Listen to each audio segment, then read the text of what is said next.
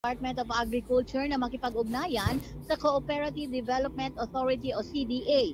Sa harap ito ng pagnanais ng Pangulo na mas gawing matibay at malakas ang mga kooperatiba ng mga magsasaka.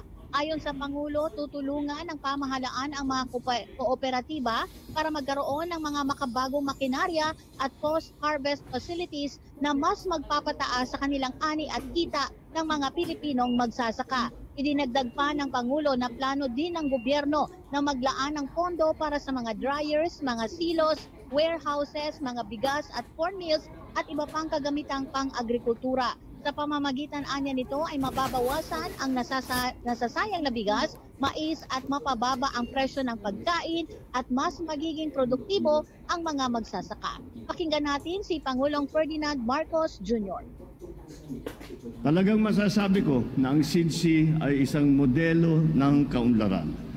Pinatunayan nito na kayang-kaya ng mga kooperatiba na makipagsabayan sa mga malalaking negosyo at magpatayo ng mga malaking pasilidad.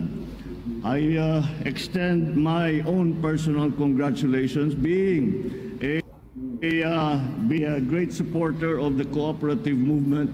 SIDC is one of our models and examples of how a cooperative should be run, how a cooperative helps its members, and how a cooperative helps the industry.